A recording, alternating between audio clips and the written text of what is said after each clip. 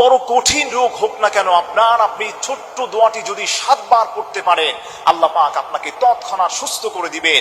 কোন অসুস্থ ব্যক্তির পাশে বসে যদি আপনি এই দোয়াটা 7 বার পড়তে পারেন, আল্লাহর কসম খেয়ে বলি, আল্লাহ পাক তার গোলামটাকে সুস্থ করে দিবেন। এটা আমার কথা নয়, 1450 বছর পূর্বে নবী পাক সাল্লাল্লাহু আলাইহি সাল্লামের কাছে হযরত আবু হুরায়রা জিজ্ঞেস করেছিলেন, ইয়া রাসূলুল্লাহ, ইয়া হাবিবাল্লাহ, ওগো দয়াল নবীজি, সাহাবীরা অসুস্থ হয়ে আছেন। আল্লাহর হাবিব বলেছিলেন, ও সাহাবী আবু হুরায়রা, অসুস্থ ব্যক্তির পাশে বসে তুমি হাতে গুনে গুনে 7 বার যদি এই ছোট্ট দোয়াটা তুমি যদি পড়তে পারো, আল্লাহ রাব্বুল আলামিন মৃত্যু ব্যতীত তোমার ওই গোলামটাকে আল্লাহ পাক সুস্থ করে দিবেন। সুবহানাল্লাহ পড়েন।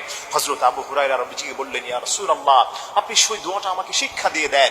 তখন নবীজি বললেন, কোন অসুস্থ ব্যক্তির পাশে বসে যদি, অথবা যেই ব্যক্তি অসুস্থ হয়েছে সে নিজে যদি 7 বার পড়ে, আসআলুল্লাহাল আযীম রব্বাল আরশিল আযীম আইয়াশফিয়াক, আল্লাহর এই গোলামটা 7 বার পড়তে দেরি হবে, আল্লাহ রাব্বুল আলামিন তার ওই গোলামটাকে মুহূর্তের মধ্যেই সুস্থ করতে আল্লাহ পাক 1 সেকেন্ডও দেরি করবেন না। সুবহানাল্লাহ পড়েন। আমার প্রিয় ভাইরা, আমার প্রিয় মা বোনেরা, অসুস্থ হলেই তো ডাক্তার কবিরাজের কাছে গিয়ে আমরা ভিড় জমাই, মানুষের কাছে আমরা সাহায্য চাই। আমি আপনার কাছে বলছি, আপনার কাছে আমি বলে যাই, আপনি মানুষের কাছে সাহায্য চাবেন না, ডাক্তার কবিরাজের কাছে আপনি যাবেন না। এগুলোতে না যে আপনি আল্লাহর উপর ভরসা করে, আল্লাহর উপর তাওয়াক্কুল করে আপনি ছোট্ট দোয়াটি 7 বার পাঠ করার চেষ্টা করবেন। আপনি তৎক্ষণাৎ ফলাফল দেখে আপনি নিজেই অবাক হয়ে যাবেন। এই দোয়াটা পড়ার সিস্টেম আমি আবার আপনার সঙ্গে রিপিট করছি। নবীজি পাক সাল্লাল্লাহু আলাইহি সাল্লামের কাছে সাহাবা ইকরামরা এসে জিজ্ঞেস করলেন, ইয়া রাসূলুল্লাহ, আমাদের অসুস্থতা অনেক বেশি বেড়ে গিয়েছে, অসুস্থতা তো কমছেই না। তখন নবীজি সাল্লাল্লাহু আলাইহি সাল্লাম বললেন, অসুস্থ কোনো মানুষের পাশে বসে তুমি এই দোয়াটা 7 বার পড়বা, যার এখনো মৃত্যু হয় নাই, আল্লাহ পাক মৃত্যু ব্যতীত সমস্ত রোগ থেকে তোমার ওই গোলামটাকে আল্লাহ পাক হেফাজত করবেন। দোয়াটা আপনি সুন্দরভাবে অসুস্থ ব্যক্তির পাশে বসে, অথবা অসুস্থ ব্যক্তি যে পড়তে পারে তাকে আপনি বলবেন, আপনি পড়েন, আসআলুল্লাহাল আযীম রব্বাল আরশিল আযীম আইয়াশফিয়াক। এই দোয়াটা আপনি 7 বার পাঠ করবেন। আপনি আল্লাহর কাছে সুস্থতা চাচ্ছেন, এই পৃথিবীর কোন মানুষের কাছে আপনি সুস্থ হতে চান না, আপনি আল্লাহর কাছে চান সুস্থতা। আর আল্লাহ রাব্বুল আলামিনের কাছে আল্লাহর যে গোলামটা সুস্থতা চায়, আশ্রয় চায়, আল্লাহ তাকে সুস্থ করে দেন, নিরাপত্তার চাদরে আল্লাহ তাকে আবৃত করে রাখেন।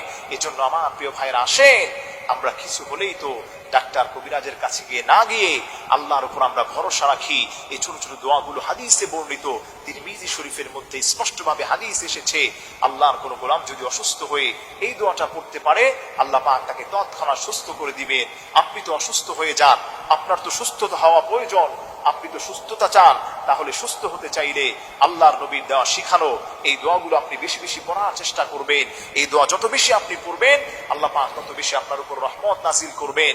মৃত্যু ব্যতীত সমস্ত রোগ থেকে আল্লাহ পাক আপনাকে হেফাজত করবেন। আপনার সন্তান অসুস্থ হয়েছে, পাশে বসে 7 বার আপনি পাঠ করেন। স্ত্রী অসুস্থ হয়েছে, পাশে বসে 7 বার পাঠ করেন। মা অসুস্থ বাসায়, পাশে বসে 7 বার দোয়াটা পাঠ করেন। আল্লাহর কসম খেয়ে বলি, পাঠ করতে দেরি হবে, আল্লাহ পাক তার ওই গোলামটাকে মুহূর্তের মধ্যেই সুস্থ করতে দেরি করবেন না। আমার প্রিয় ভাইরা, আমার প্রিয় মা বোনেরা, তবে অবশ্যই আপনাকে মনে রাখতে হবে, নামাজগুলো ঠিক মতো পড়তে হবে, আল্লাহর উপর ভরসা আপনার রাখতে হবে।